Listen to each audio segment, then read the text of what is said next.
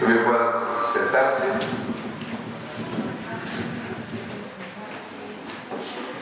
El tema de esta hora es el frente a un juicio inevitable. Allí lo tienen. Vamos a poner a nuestra líder en orden con los temas. Entonces ya les digo, hoy siento como un eco, como un feedback del sonido. Ayúdeme con este sonido allá.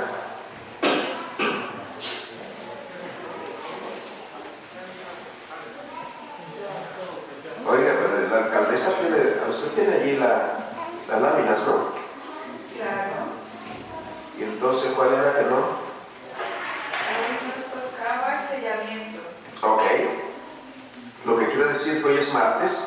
Hoy adelanté el tema del juicio y miércoles, mañana vamos a tener el sellamiento, proceso de sellamiento, y jueves, cómo escribir nuestro nombre en el libro de la vida. ¿Ok? Si puede hacerle una señal allí para que después no me culpen. Quiere la gloria de Dios bendecirnos en esta hora. Nos alegra de manera especial estar con cada uno de ustedes. Y vamos a entrar rápidamente con el tema de ante un juicio inevitable. Voy a hablar hoy acerca del juicio investigador. El juicio investigador tiene una connotación, déjenme miro aquí, a ver si me llena el juicio investigador. Vamos nosotros a analizarlo desde la perspectiva de tres fases. Número uno, las escrituras presentan tres fases del juicio y tiene que ver, número uno, juicio investigador. ¿Qué tiene que ver con el juicio investigador? Este juicio comienza desde 1844 hasta la segunda venida de nuestro Señor Jesucristo. La fase número 2 es el juicio del mundo perdido, de los ángeles malos, por parte de Cristo y de los santos ángeles durante el milenio. La fase número 3 es el juicio ejecutivo, es decir, el castigo de los malvados en ese periodo final. Ese sería las tres fases del juicio. Como es tan extenso y hay mucho material para hablar, empezando hoy con mi primera etapa, voy a quedarme solo con el juicio investigador, porque vamos a hablar acerca del por qué Jesucristo dice que vendría sentado, de dónde surge esa figura, y también sobre la resurrección especial que está dentro del mismo periodo.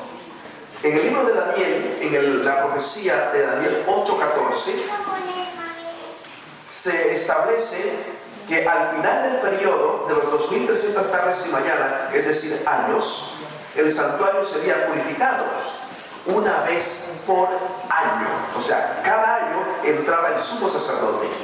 La Biblia enseña que en el cielo hay un santuario en el cual todos compadeceremos el día del juicio. Ustedes ven una señal aquí que hay dos personajes, voy a subrayarle, uno que aparece sentado y otro que viene de pie y dice que le hacen presentarse delante de él. ¿Por qué esta figura?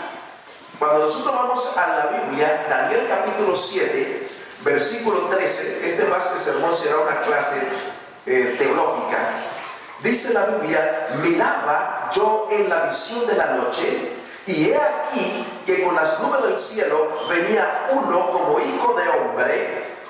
La Septuaginta son 70 hombres expertos en lenguas, llamamos lenguas muertas, las lenguas bíblicas, que hoy en día solo en Grecia y en hebreo, los hebreos lo hablan, en Israel se habla el griego y se habla lo que es el hebreo, pero transliterando libro del hebreo al griego lo escribieron los 70 hombres, o sea, 70 hombres que sabían muy bien no solo el idioma de la Biblia, sino también habían arqueólogos, astrólogos, habían de todo, ¿ya? Ellos hicieron la transliteración del hebreo al griego.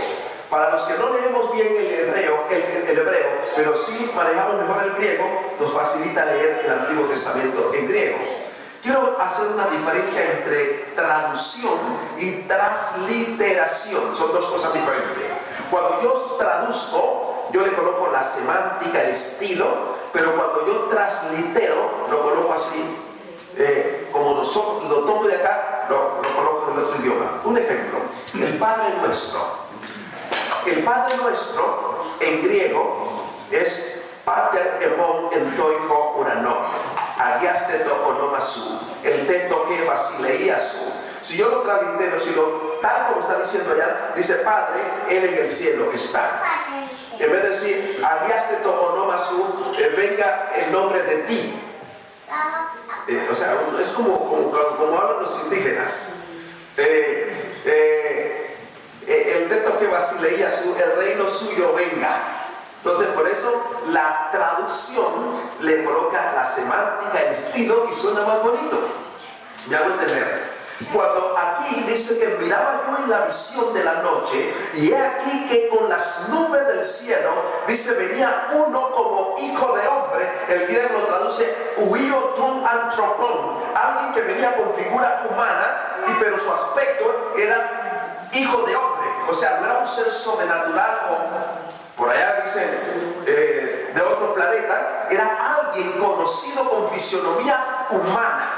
Y el griego traduce, era como hijo de hombre en aspecto. ¿Ok?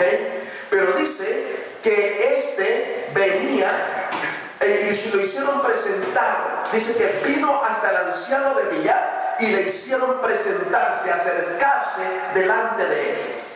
La pregunta es, ¿por qué esta figura que dice que es como hijo de hombre?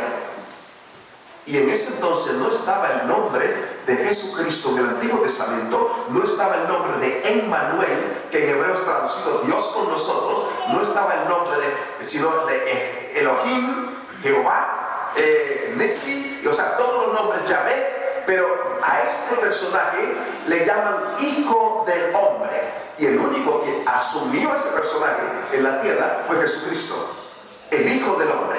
Él mismo se personificó. Por lo tanto, no es otro personaje que el mismo Jesucristo.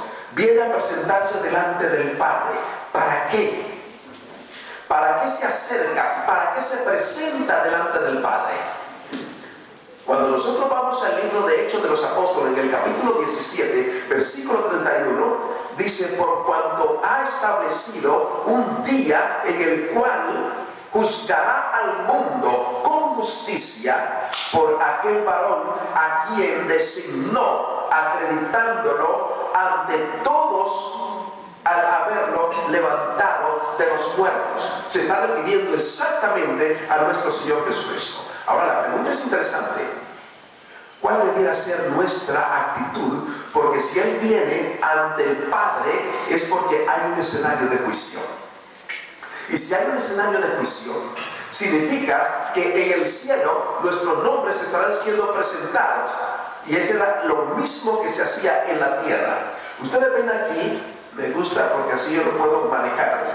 Ven aquí el santuario. Entra al santuario. Esto era llamado el atrio, ¿ok? Pero cuando entraban al lugar santísimo, que era el santuario, estaba atrio, lugar santo y lugar santísimo. Cada año el sumo sacerdote se presentaba una sola vez. ¿En qué día? En el día del Yom Kippur. Era día de expiación para Israel. ¿Qué hacían ellos en ese entonces? Todas las tribus que estaban alrededor del santuario tenían que estar en santa convocación, porque estaba el sumo sacerdote entrando. Cuando él entraba del lugar santo al lugar santísimo y corría la cortina, toda la piedra que llevaba en el pectoral se encendía. Y eso decía que estaban ante la presencia de Dios. ¿cómo estaba el pueblo? Dice que todos los negocios se suspendían ese día del Yom Kippur. Y toda la congregación de Israel pasaba el día en solemne humillación delante de Dios, en oración, ayuno profundo y análisis del corazón. ¿Por qué? Porque si en ese día de expiación, de juicio, ellos se presentaba el sumo sacerdote que llevaba la representación del pueblo sobre él, que si alguien estaba en pecado, moría el sumo sacerdote de inmediato, de ipso-facto, ante la presencia de Dios. Por eso el sumo sacerdote cargaba las campanillas abajo, que cuando daba un paso, entonces se oía, y desde afuera escuchaban el tintineo de las campanillas. ¿Qué estaba diciendo? Que había mucha solemnidad. Lo que hacía el sumo sacerdote en el día de la expiación es lo que Cristo está haciendo ahora en el cielo. Por eso usted lo ve y se lo pintan así con estas piedras y con vestimenta sacerdotal, porque Él está representando al pueblo, a la humanidad. Pregunta: ¿para qué se presentaba el sumo sacerdote? Número uno, para expiar al pueblo de sus pecados. Por eso tenía que sacrificar cordero, porque la sangre del cordero iba a limpiar al pecador de sus pecados. Pero ¿qué más hacía? El sumo sacerdote tenía que reconciliar a él con Dios. O sea, para reconciliación de él con Dios, de la casa, de la iglesia o de la congregación, también tenía que hacerlo. Y la actitud de estas niñas demuestra que debería ser nuestra actitud ahora, sabiendo que nuestro caso está siendo presentado en juicio. Segunda de Corintios 5:10. Porque es necesario que todos nosotros comparezcamos ante el tribunal de Cristo. ¿Para qué? Para que cada uno reciba según lo que haya hecho en el cuerpo, sea bueno o sea malo. O sea que todos nos vamos a presentar delante de Dios en juicio. La pregunta es: ¿por qué códigos seremos juzgados? ¿Cuál es el método de juicio? Santiago capítulo 2 versículo 14 dice: así hablad y así obrad como los que han de ser juzgados por la ley de la libertad. El libre albedrío que Dios colocó en cada uno de nosotros es un premio, pero también nos compromete. Porque ese libre albedrío, por eso vamos a ser juzgados, el manejo que le hemos dado. Y a veces, yo puedo hacer lo que a mí me da la gana, dicen por ahí, háganlo. Pero todo eso es tema para juicio. O sea que vamos a ser juzgados por esa ley, ¿ok? Y esa ley estará delante de todos. Sentencia. Me gusta mucho en Filadelfia, hay una pesa tan fidedigna que yo digo, si así como esa pesa es mejor la de Dios, usted coloca en la balanza coloca 2 hojas de papel en blanco sobre la balanza y retira una y coge su bolígrafo y le pasa una raya y la coloca y comienza a marcar ya. O sea, es tan fidedigna. Y yo digo, ¿cómo será entonces la de Dios? Estamos con una fidelidad muy grande. Daniel 5:27 dice: pesado ha sido en balanza y fuisteis hallado falto. Este escenario se dio en Babilonia, cuando Belsasar, rey de Babilonia, estaba festejando en un salón inmenso. Si solo había miles de sus concubinas, 1000. Y entonces los otros invitados y los reinos y todos, gracias. Sí, ok, este está mejor. Entonces, si ese día él estaba en medio de toda su orgía, había mandado a traer las copas sagradas del lugar santísimo del templo de Jehová. Y estaba ahí bebiendo en su orgía. Esas copas eran solo para el servicio de Dios. Él en su, yo diría, borrachera será, su mente llena de alcohol, hizo de lo que quiso hacer. Pero un personaje que no había sido invitado aparece, irrumpe en el salón sin que nadie lo viera. El terror fue cuando en la pared una mano sin cuerpo comienza a escribir allí unos caracteres: Mene, Mene, Tekel, Uparsin. El rey tembló. Fue tanto la presencia, aunque no fue vista su cuerpo, pero en las manos sí que escribía, que comenzó a darse las rodillas una con otra de temor. El rey mismo temblaba y le mandaron a llamar a la gente y ninguno de sus sabios pudo adivinarlo. Vino Daniel y Daniel fue el que pudo adivinar o leer después de reprender al rey, al monarca. Pesado ha sido en balanza y fuisteis hallado falto. Tu reino es dado a otros. Y cuando Daniel estaba interpretando eso, los medos y los persas habían desviado el caudal del río de Éufrates y habían metido todo su ejército por debajo, porque los muros de Babilonia tenían más de 100 y pico de metros y anchísimo, podía correr una carroza por encima. Y Robert Johann Coldewey, un arquitecto, arqueólogo también de origen alemán, que trabajó 18 años sobre las ruinas de Babilonia, dice que por al lado había otro muro más estrecho, pero no menos resistente, o sea que nadie podía entrar a Babilonia. Y Ciro dice que Dios le entregó a Babilonia, porque las 100 puertas que tenía Babilonia estaban completamente abiertas. Y eso no era usual. El puente que dividía, que unía de la orilla a orilla el río Éufrates, estaba habilitado y en la noche ellos retiraban el puente. Ciro dice que Dios le entregó a Babilonia. Por eso cuando los medos y los persas estaban entrando, Dios le estaba dando la sentencia: pesado ha sido en balanza y fuisteis hallado falto.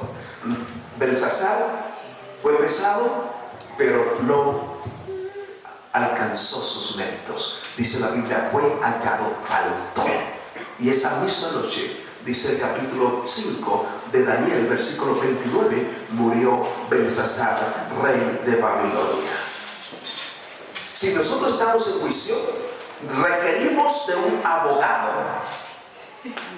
Nadie se presenta en las cortes de Norteamérica si no tiene un abogado. Incluso en nuestros países también, si no hay un abogado, colocan un abogado de oficio por el gobierno. Si nosotros vamos a ser juzgados, necesitamos de un abogado. Y ya lo había escrito el apóstol Juan en su primera carta, en el capítulo 2, versículo 1. Dice: hijitos míos, si alguno hubiere pecado, abogados tenemos para con el Padre. ¿A quién? A Jesucristo el justo. Porque Él ahora está intercediendo por cada uno de nosotros. Ahora, ¿dónde ocurre el juicio realmente? ¿Dónde va a ser el escenario del juicio? La Biblia dice que un río de fuego procedía y salía de delante de Él. Miles y miles le servían.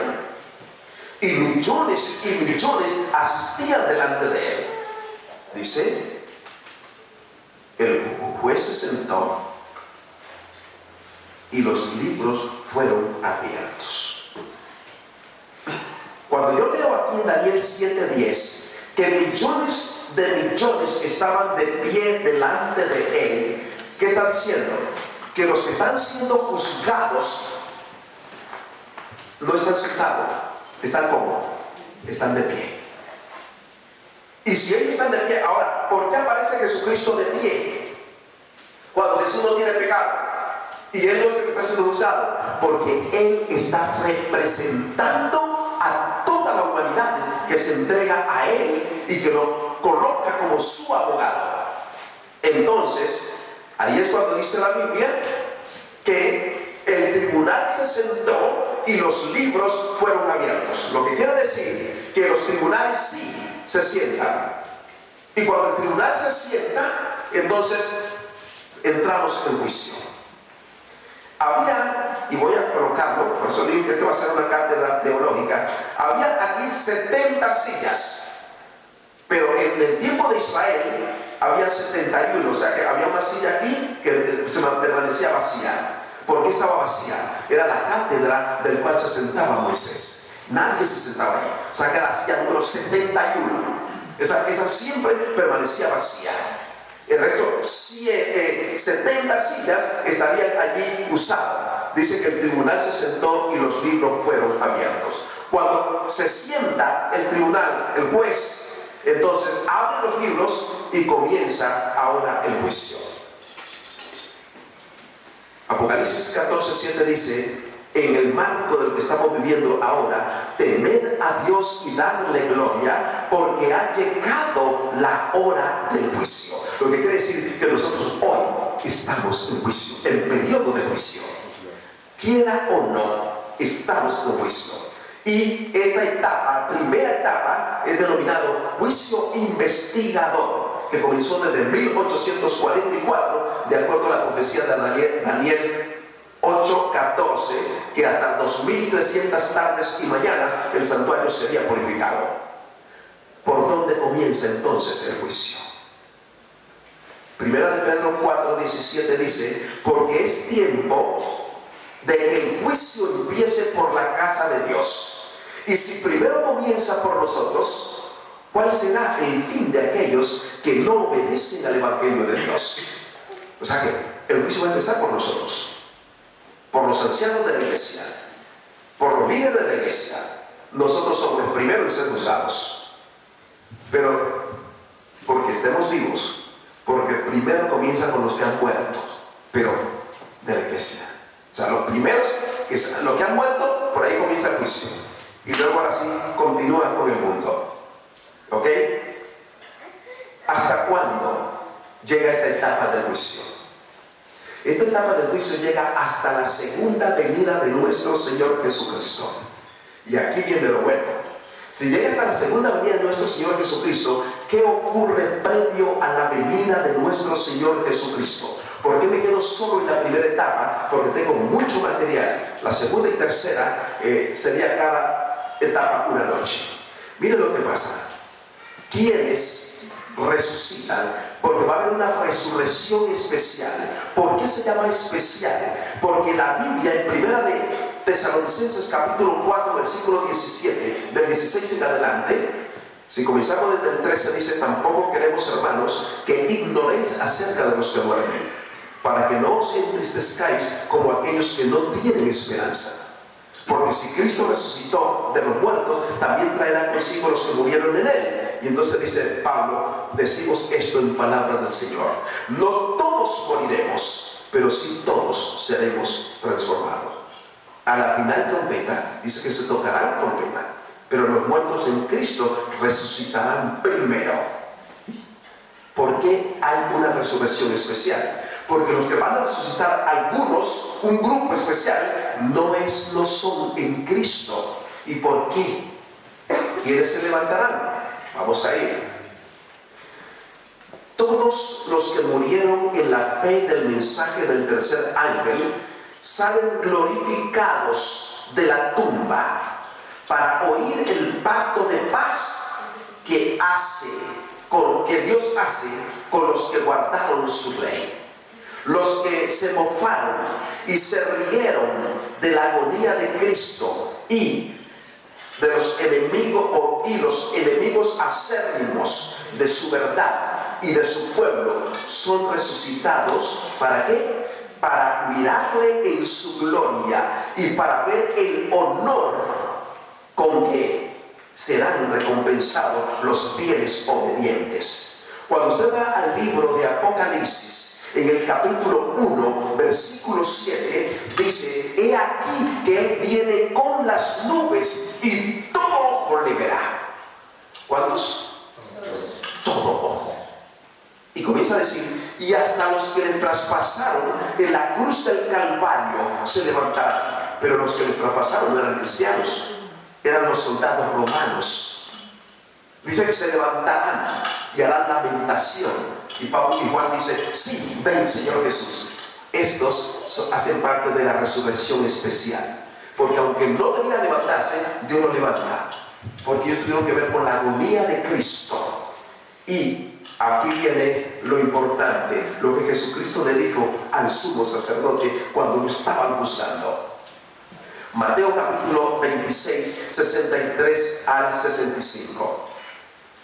Cuando Jesús callaba, dice, entonces el sumo sacerdote le dijo, te conjuro por el Dios del cielo o el Dios viviente, que me digas si eres el Cristo, el Hijo del Dios viviente. Ahora, ¿por qué Jesús estaba callado? Porque decirle lo mismo era que ellos iban a seguir en el juicio igual. Sin embargo, el sumo sacerdote apeló a, nosotros decimos, al as bajo la manga. Y ese que hacía hablar al que fuera era con el conjuro. El conjurar era colocarlo entre la vida y la muerte, entre la bendición o la maldición. Y la persona tenía que hablar o lo declaraba el culpable. Por ello, te conjuro por el Dios del cielo. Y Jesús, siendo Dios, el Hijo de Dios, habló. O sea que había autoridad en el conjurar. Cuando el sumo sacerdote le dijo, te conjuro por el Dios del cielo, o no, por el Dios viviente, que me digas si eres el Cristo, el Hijo de Dios. Jesús respondió y le dijo, tú lo has dicho. Y no se quedó ahí callado. Digo, y además os digo que desde ahora veréis al Hijo del Hombre sentado a la diestra del poder de Dios y viniendo sobre las nubes de los cielos. Cuando Jesucristo dijo eso, el sumo sacerdote rasgó sus vestiduras. Ahora, ¿por qué el sumo sacerdote rasga su vestidura cuando Jesús le dice eso? Me veréis viniendo sentado. Entremos aquí. La acabamos de leer que dice, y dice Juan que salió agua mezclada con sangre. Yo creo que cuando se levanta, todavía sentirán como la sensación de la espada allí, y van a ver que ese que traspasaron ahora viene sentado en juicio, rodeado de ángeles. Dice que allí será el lloro y el crujir de dientes. Por eso Jesucristo vendrá sentado por el efecto de este juicio que le hicieron a él. Y él le dijo, yo vendré sentado en las nubes de los cielos. Y allí será el lloro y el crujir de dientes. Y pronto veremos a Jesús viviendo sentado en la majestad gloriosa. Esto es interesante. Ahora, lo que acontece después, déjenme ver, porque si está metido aquí, más adelante no lo voy a mencionar, pero si no está, lo voy a mencionar. Quiero, para no repetir, datos que son bastante importantes. Nosotros tenemos hoy el juicio, mañana proceso de sellamiento, luego tenemos cómo escribir nuestro nombre en el libro de la vida, juicio inevitable, cuando Dios y el cielo guardan silencio.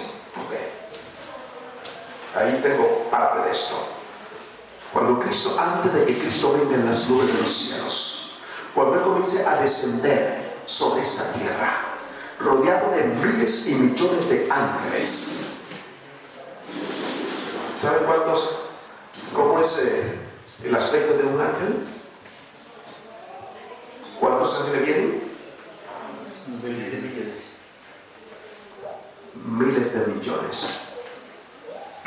La Biblia en Mateo capítulo 25 versículo 31 dice que cuando el Hijo del Hombre venga en su gloria y todos los santos ángeles con él, ¿cuánto es todo?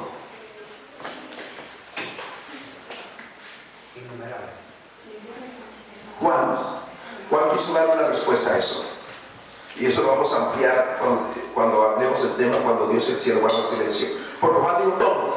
Pero cuando usted va al libro de Apocalipsis capítulo 5 versículo 11, o mejor 11:5, dice que Juan dio en su número, y su número era, lo que tú mencionaste, millones de millones, miliadas de miliadas, 10.000 veces 10.000. Juan no está diciendo nada. Si digo que yo su nombre, ¿por qué no dice tanto?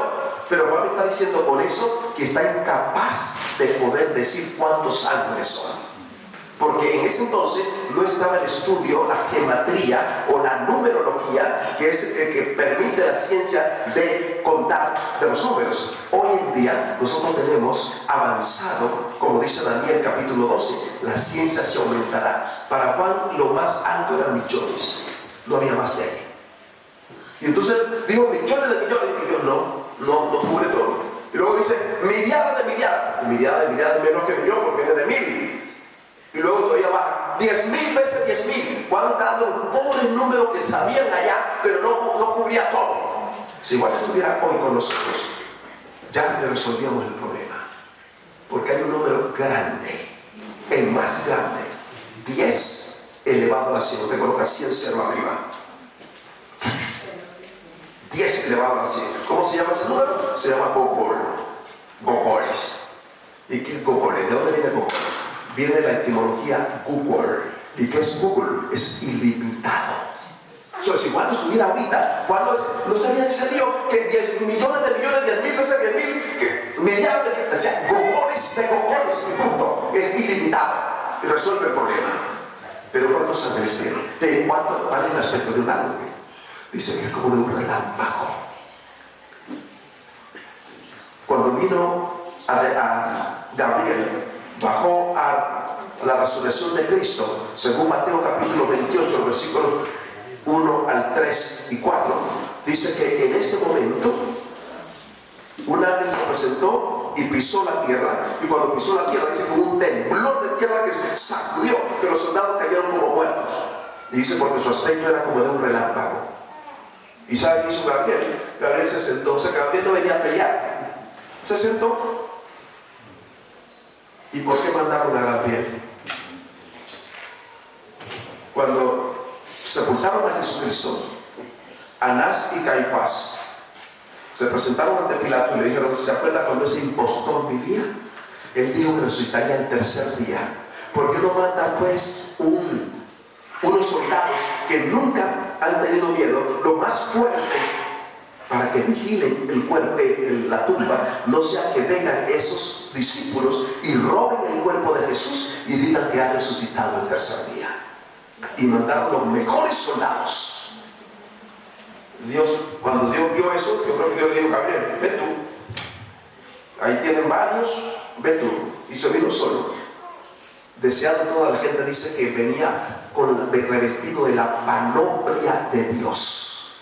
¿Qué es eso? ¿Con qué se come eso? No es comida. La panoplia es el escudo, el sello, el poder. Porque Gabriel está en el lugar del cual cayó Satanás, en la presencia. Por eso cuando él se presentó a la madre de Juan el Bautista, a Elizabeth, le dijo: yo soy Gabriel, el que estoy en la presencia de Dios. O sea que Gabriel estaba ahí en la presencia. Los rayos incesantes de la gloria de Dios recaen sobre Gabriel. Pues claro, cuando pisó la tierra tembló y su aspecto era como un relámpago, y ellos cayeron como muertos, y como pudieron se fueron los soldados.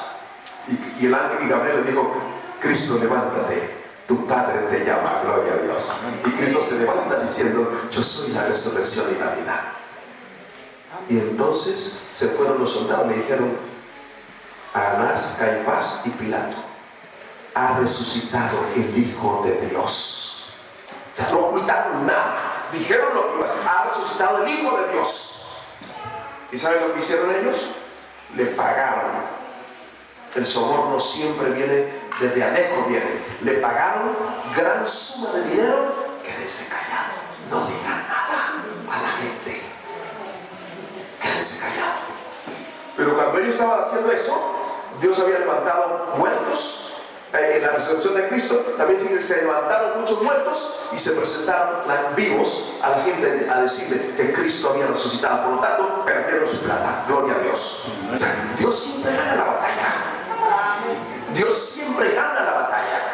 Y ese día, cuando Cristo venga, si viene con millones de millones o miliadas de miliadas, yo digo gogoles de ángeles, y cada ángel tiene de un relámpago, al acercarse a la tierra se sacude, los sepulcros se abren de par en par, las bóvedas se rompen y todos los muertos en Cristo resucitan para vida eterna, porque ningún muerto se quedará preso en la tumba si en su vida lo ha entregado al Señor Jesucristo.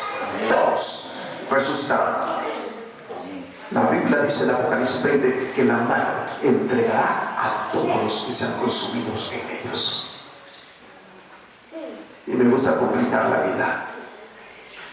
Y si alguno se lo ha tragado un pescado y se lo ha comido, algún cristiano, espero que no sea yo, ese día tendrá que vomitarlo como gran viento de Satanás, porque todos los santos se estarán de frente a Jesucristo, porque Jesús Jesús dice, de acuerdo a Salmo 55, juntadme a mis santos, los que hicieron conmigo pactos con sacrificio. Todos tendrán de pie delante de Jesucristo para ser arrebatados en las nubes de los cielos. Amén. Eso se da en la primera etapa del juicio. O sea, juicio investigador.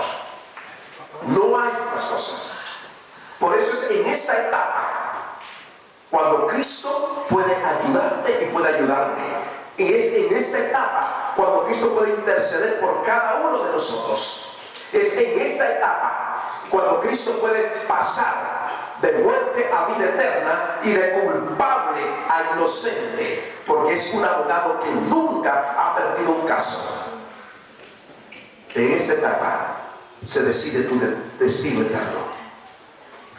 Y allí la parábola de las vírgenes necias o infatuas, lo describen algunas versiones, estuvieron con Jesucristo, no conocieron bien al esposo, pero se relajaron, se quedaron sin aceite. En otras palabras, ese vínculo, esa conexión con Dios lo perdieron y el Espíritu Santo se retiró de ellos.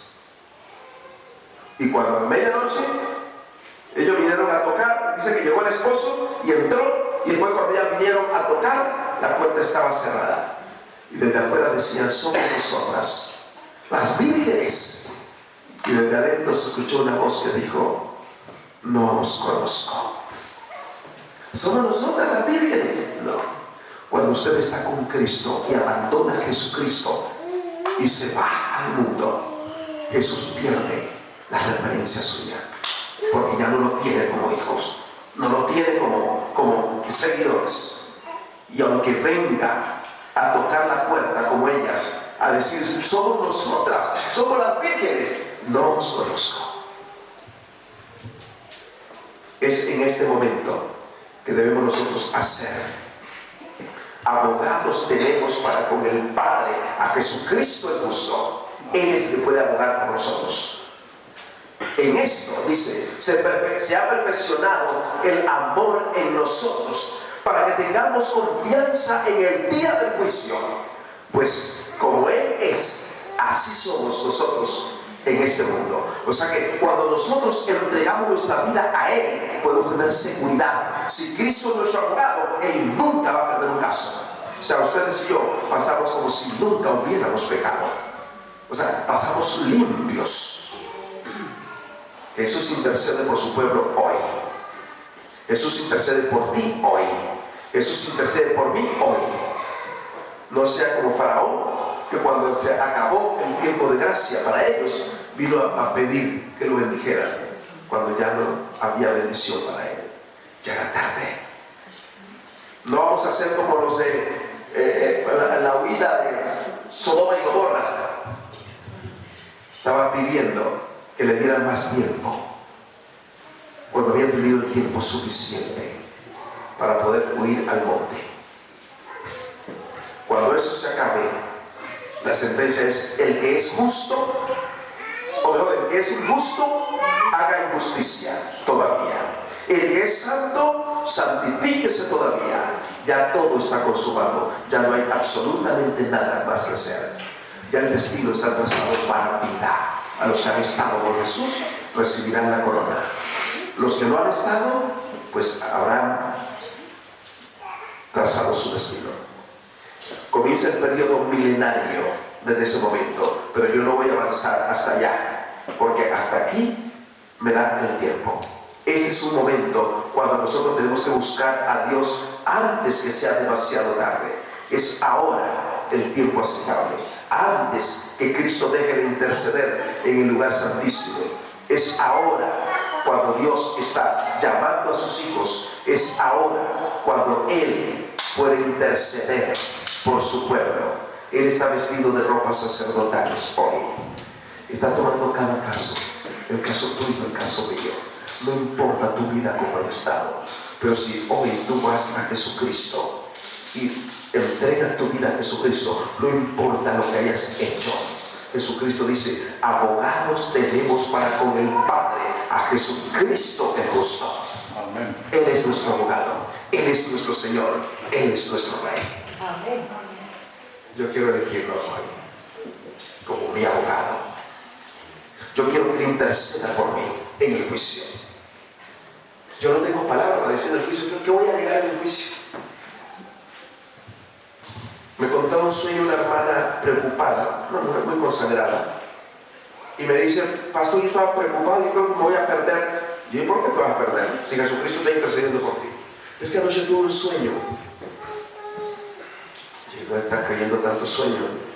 A veces uno piensa, cuando se acostó estaba llena, estaba que había comido, etc. Pero bueno, uno no es así. Cuéntame el sueño. ¿Y sabes qué me dijo? Y cuando me contó el sueño, yo dije: oh, como que sí es cierto.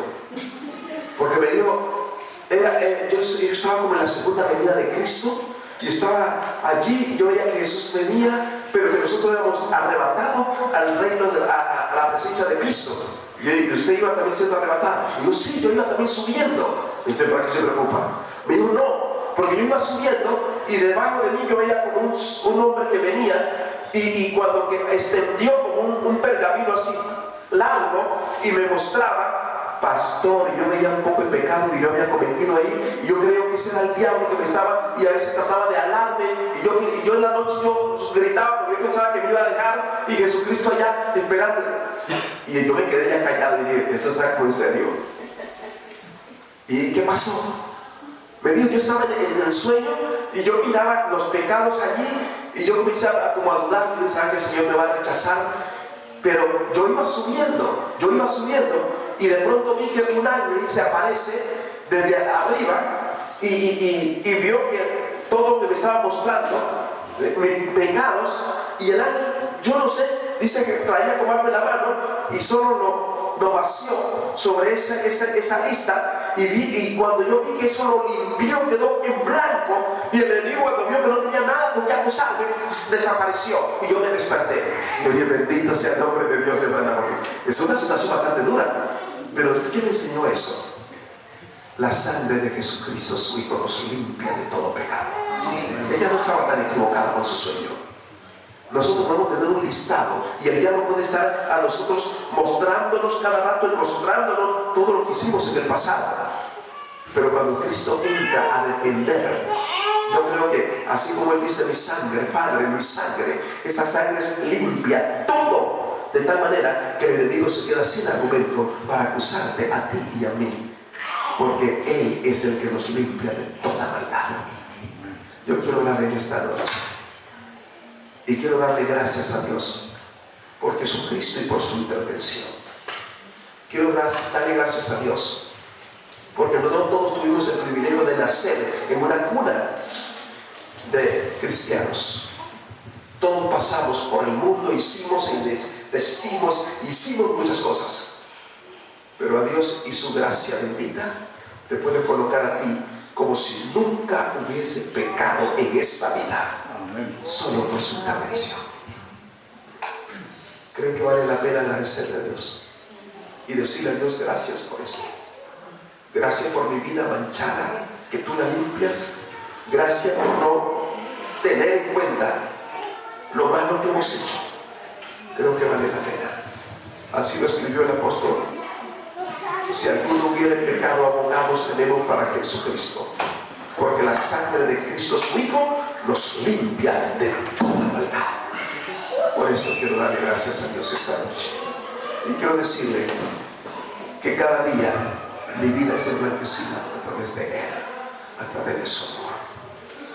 Pregunto: ¿alguno de ustedes quiere darle gracias a Dios por eso hoy?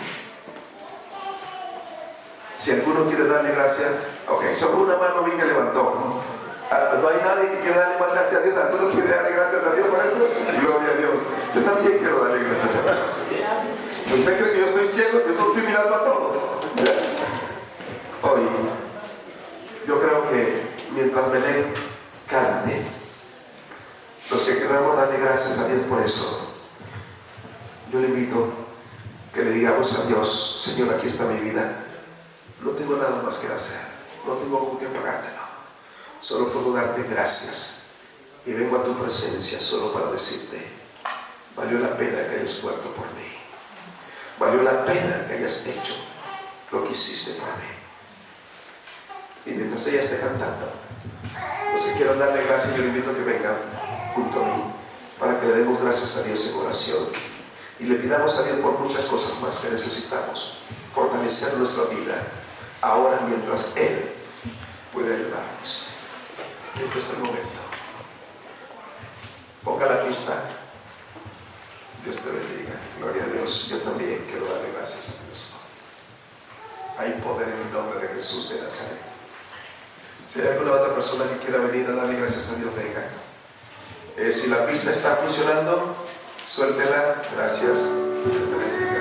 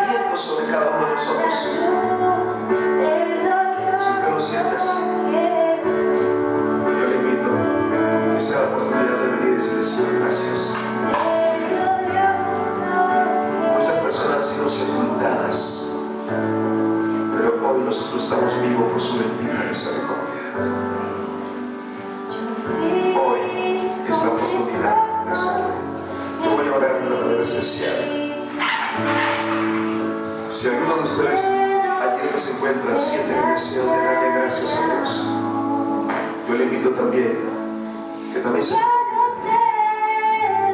al colocarse de pie nos estamos uniendo también al grupo. Estamos diciendo, Señor, gracias por todo lo que haces, por todo lo que has hecho, por todo lo que harás. Vamos a orar. Señor y Dios Padre, que estás en las alturas de los cielos, en esta hora sabemos lo que Cristo está haciendo en el santuario celestial. Sabemos lo que Él ha hecho por nosotros cuando fue abierto el escenario de juicio, y que quizás cada nombre que está siendo pasado delante de ti, tú lo tienes escrito en las palmas de tus manos, y podrás levantar tus manos delante del Padre diciendo, Señor, su nombre está inscrito en las palmas de mis manos. Yo abogo por ella, yo abogo por él. Y sus pecados no tienen elementos para acusarlos. Mi sangre, Padre, mi sangre. Y mi sangre está por encima de cualquier pecado. Gracias, Señor, por limpiarlos, por favorecernos, por abogar por nosotros. Pero mañana nosotros vamos a tratar un tema sobre el proceso de sellamiento, que tiene que ver con los últimos acontecimientos en el seno de tu pueblo, y cómo el sellamiento nos libra de la destrucción, de la marca de la bestia y de las plagas postreras. Necesitamos ser sellados. Prepáranos para este tema de tanta trascendencia mañana, al igual que este tema del juicio. Gracias por ser nuestro abogado. Toma los casos de cada uno de nosotros. Toma, Señor, la vida de cada uno de nosotros. Toma lo que el enemigo nos acusa y bórralo para que se quede sin argumento, y nosotros seamos presentados delante de tu trono sin pecado, por la bendita intervención de Jesucristo y por la muerte en la cruz. Gracias por esta oportunidad. Gracias porque Jesucristo es nuestro héroe y nuestro camino, la verdad y la vida hacia la eternidad.